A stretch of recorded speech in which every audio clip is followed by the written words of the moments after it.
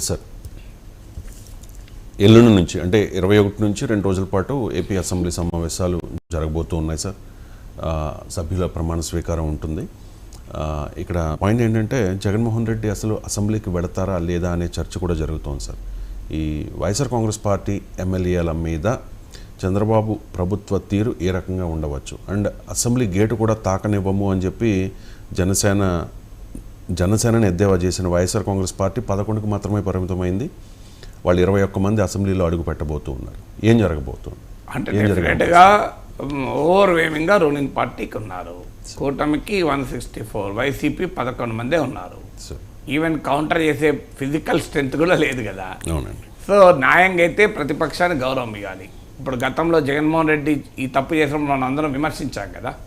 చంద్రబాబు నాయుడు స్థాయిలో గతంలో ముఖ్యమంత్రిగా ఉన్న నాయకుడిని, 14 ఏళ్ళు ముఖ్యమంత్రిగా నాయకుడిని ఆ రెస్పెక్ట్ ప్రతిపక్ష నేతగా గుర్తింపు కూడా ఇవ్వలేదు అని మనం అందరం మాట్లాడాం కదా.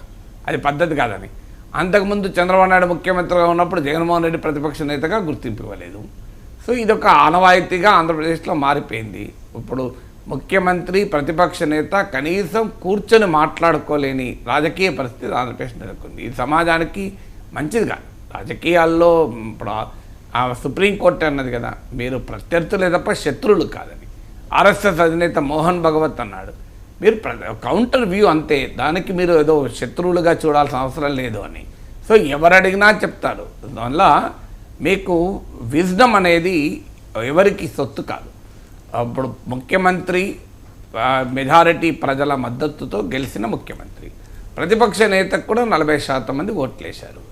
ఆ 40% ప్రజలకు ప్రతినిధిగా అసెంబ్లీలో తనకు ఓటు వేసిన 40% ప్రజల వాయిస్ని అయితే వినిపించాలి కదా. వాస్తవంగా ఎన్నికలయ్యాక 40%, 60% ఉండదు. ముఖ్యమంత్రి అయినా 100% ప్రజలకు, ప్రతిపక్ష నేత అయినా 100% ప్రజలకే. ఆ మేరకైతే అసెంబ్లీలో ప్రాతినిధ్యం లేని పార్టీ కూడా 100% ప్రజల తరఫున మాట్లాడచ్చు.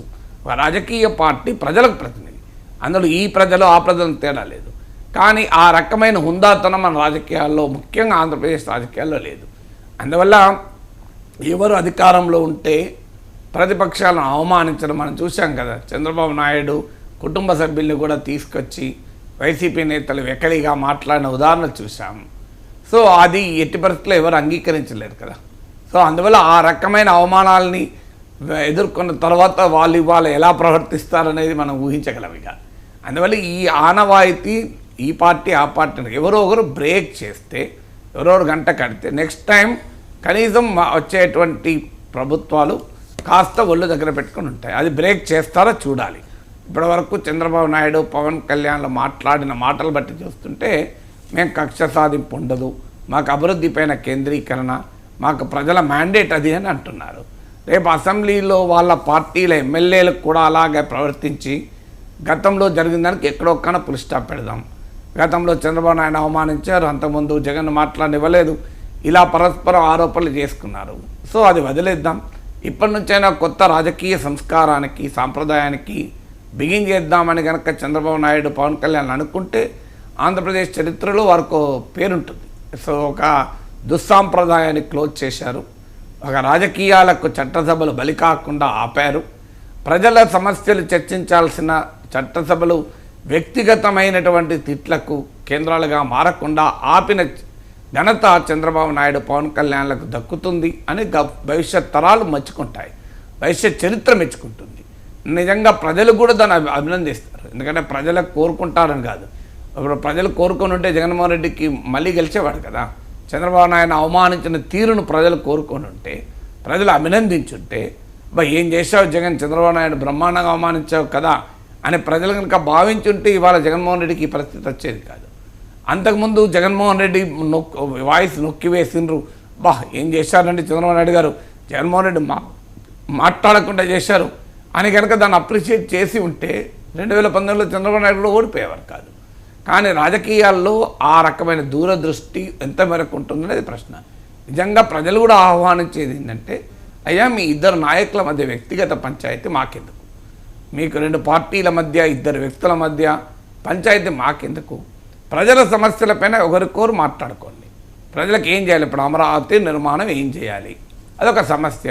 ఆంధ్రప్రదేశ్లో 20 లక్షల ఉద్యోగాలు ఎలా కల్పించాలి, వీటిపైన చర్చ పెట్టి ఆ చర్చలో ప్రతిపక్షం నుంచి ఏదైనా సలహాలు సూచనలు వస్తే సంతోషమే కదా. సో ఆ రకంగా ఆంధ్రప్రదేశ్ను సమగ్రంగా ఎలా అభివృద్ధి చేయాలి, పోలవరం ప్రాజెక్టును జరిగిన దాని గురించి చర్చ పెట్టుకుంటే నువ్వు మోసం చేసావు, నువ్వు మోసం తిట్టుకుంటారు.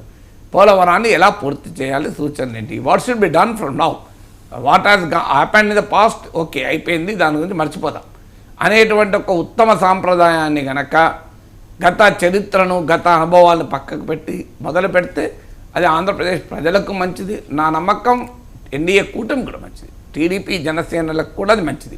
ప్రజలు ఖచ్చితంగా ఆహ్వానిస్తారు, ప్రజలు అభినందిస్తారు కూడా. అరే కనీసం వాళ్ళు గతంలో ఇట్లా చేసిన చంద్రబాబు నాయుడు చూడండి అవన్నీ పట్టించుకోలేదు. సో ఆంధ్రప్రదేశ్ అభివృద్ధి గురించి మాత్రమే ఆయన ఫోకస్ ఉంది, ఆయన గతాన్ని మర్చిపోయాడు, ప్రజల ఫోకస్ ఉందని అభినందిస్తారు. కానీ రాజకీయాలు మనం చెప్పినంత సుభాషితాల్లాగా ఉంటాయా? సో రాజకీయాలంటేనే కుత్తుకలు కోసుకునేంత ఎమోషన్స్ ఉంటాయి. సో అందువల్ల ఆ ఎమోషన్స్ అనేది రీప్లే అవుతుంది, మళ్ళీ 5 ఏళ్ళకి మళ్ళీ మారితే మళ్ళీ రీప్లే అవుతుంది. ఇది 2014లో రీప్లే అయింది, 2019లో రీప్లే అయింది, 2024లో రీప్లే అవుతుంది అని అనుకుంటాను. రీప్లే కాకపోతే డెఫినెట్గా అభినందించాలి.